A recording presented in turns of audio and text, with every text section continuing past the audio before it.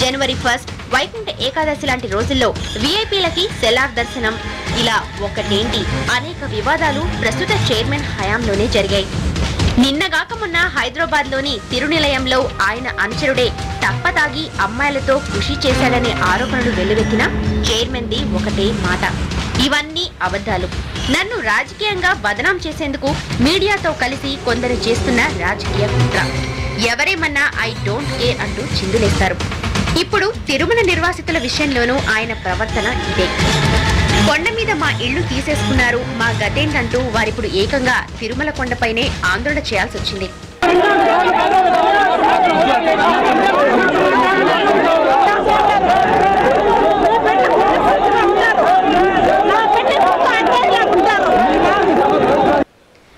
Chairman Aadikeshava Naidu, EO Ramanachari ముందే ఇదంతా జరిగింది.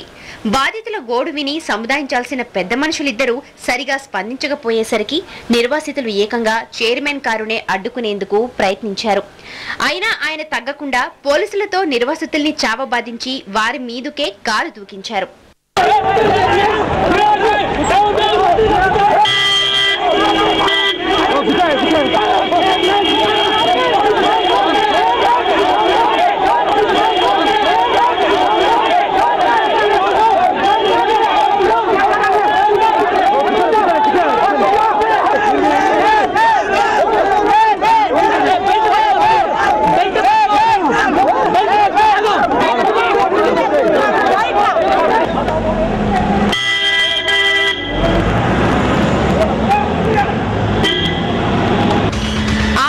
నాయుడు మొండి వైఖరిపై ఆగ్రహించిన నిర్వాసితులు ఈసారి తిరుపతిలో ఉన్న టీటీడీ పరిపాలనా భవనాన్ని ముట్టడించారు.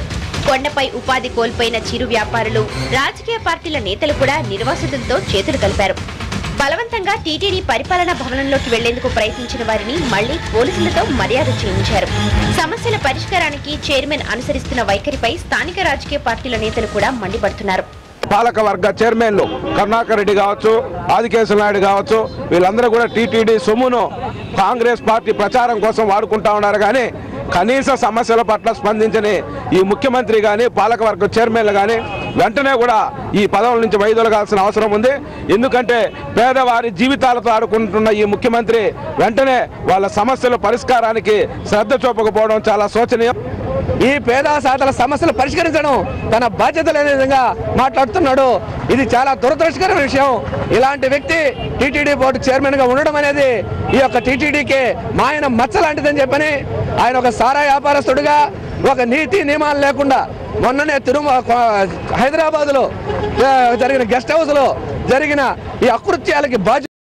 భక్తి కంటే అధికార పార్టీకి దగ్గర వారికి టీటీడీ చైర్మన్ ఈవో పోస్టులు కట్టబెట్టడం వల్లే తిరుమల పవిత్రత మంట కలుస్తోందనే విమర్శలు వినిపిస్తున్నాయి. గతంలో 1000 కాళ్ల మండపాన్ని తొలగిస్తే నానా యాగి చేసిన పీఠాధిపతులు కూడా ఇప్పుడు తిరుమల కొండపై జరుగుతున్న అక్రమాలపై నోరు మెదపకపోవడం విశేషం.